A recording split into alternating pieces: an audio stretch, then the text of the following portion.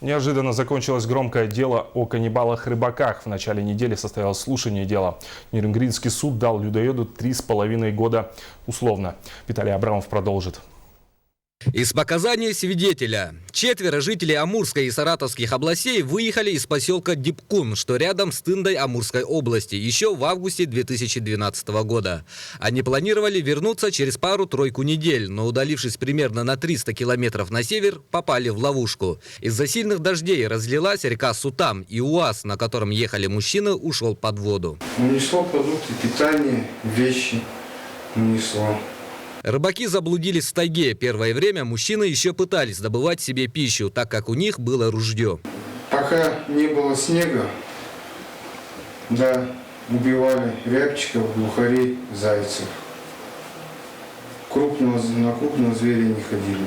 Когда выпал снег, группа набрела на охотничью избушку. К этому времени 4-й рыбак уже пропал. Все это время Горуленко постоянно избивал своего товарища Курочкина. Вскоре последний скончался от полученных травм. Через 3 дня из-за голода оставшиеся двое решили съесть своего мертвого приятеля. Придя в избушку, я поставил его вариться, это мясо. Алексей был против. Он говорит, как это человеческое мясо можно кушать? Я ему все подробно объяснил.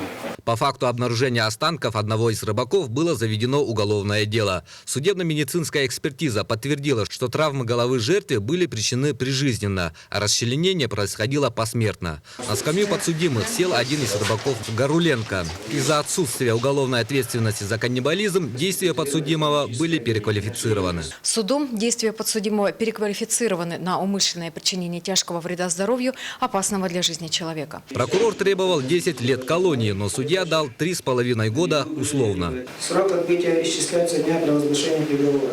Суд учел, что подсудимый ранее не был судим и имеет малолетнего ребенка. Осужденный обжаловать решение не собирается. К детям, домой, к любимой жене. Но вдова Андрея Курочкина с приговором не согласна и собирается подавать апелляцию на решение Нерюнгринской Фемиды. Виталий Абрамов, Надежда Акимова, Василий Слепцов, НВК Саха, Нерюнгри, Якутск.